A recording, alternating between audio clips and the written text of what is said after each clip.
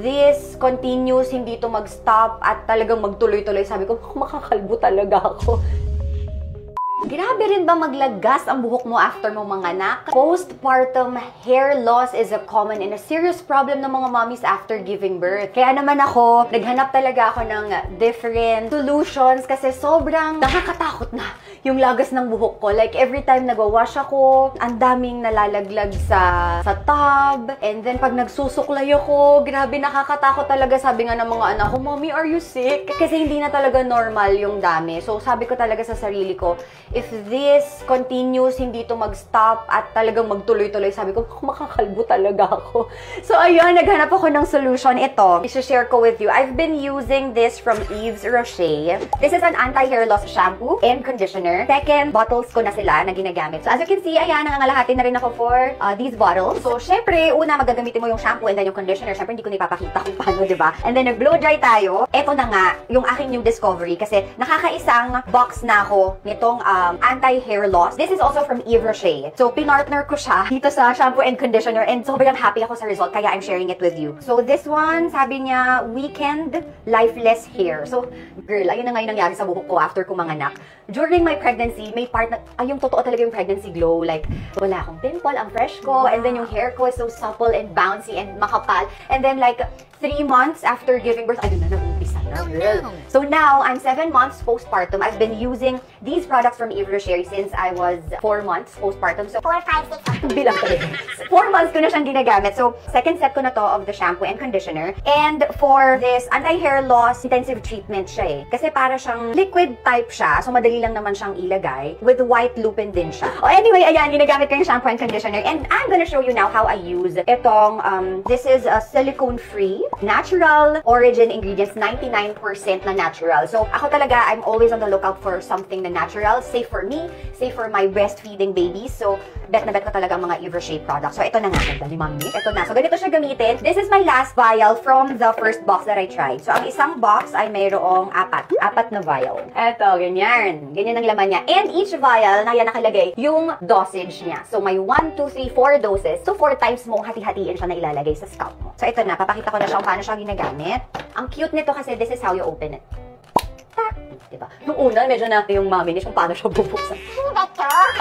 Pero ganun pala siya, parang, ayan, i-bend mo lang to para, ayan, lumabas yung kanyang stick for the applicator. Ayan siya. And then what I do is, hahati-hatiin ko in portion kasi it has to be sa scalp mismo. So, ayan siya. So, yan, lalagay mo siya directly into your scalp and then ikaskas mo siyang ganyan para ma-absorb talaga siya ng scalp mo. The next, sobrang easy naman niya i-apply. No stress or anything. And then, you do it after your shower. Sorry na, ang comment ko lang talaga for this product is, hindi kaya yung amoy niya. Hindi siya mabango. Kasi nga, it's all natural, diba? So, what do you expect? So, what I do na lang is, I put on a leave-on serum after para lang ma-battle niya yung amoy. Kasi parang siyang amoy dahon na dinikdik. Ganon, something like that. Hindi naman ganon kapangit. Pero, I mean, well, di ba? Kapag you're using shampoo or ano, gusto mo talaga yung babango yung hair mo. But, as a loyal Yves Rocher user, I can tell na hindi talaga siya yung talagang mabango.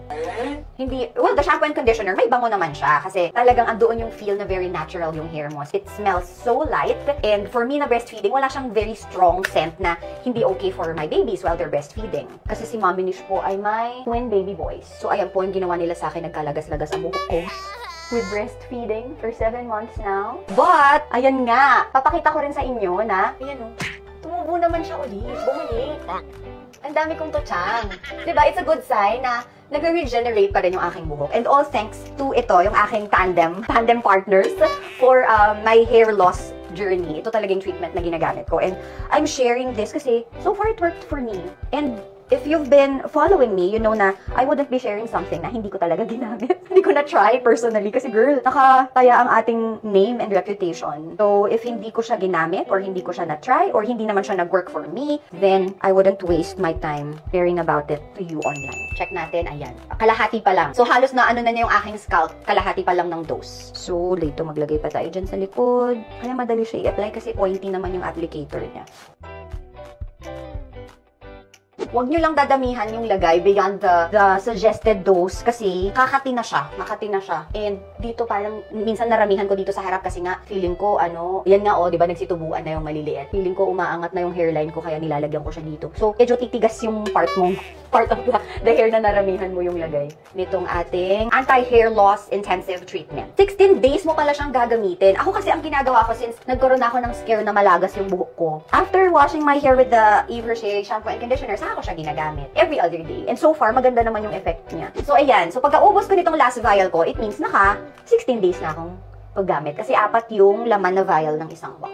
Okay, so ayan, naubos na natin yung first dose. So ang ginagawa ko ay, this is my anti-hair fall hairbrush from Buds and Bloom. Maganda siya kasi lento. It's very soft. Yan. And in fairness, with the help of this, I think nabawasan talaga yung paglagas ng hair ko. Ayan. So yun, that's it. So if you're also struggling with intense hair fall, especially after giving birth, I really recommend you try these products from Yves Rocher. They're made with natural ingredients, and so far it worked for me. And if you try it, I think it's also going to work for you as well. It's easily available and very convenient to order via Shopee and Lazada, so order na! Thanks for watching!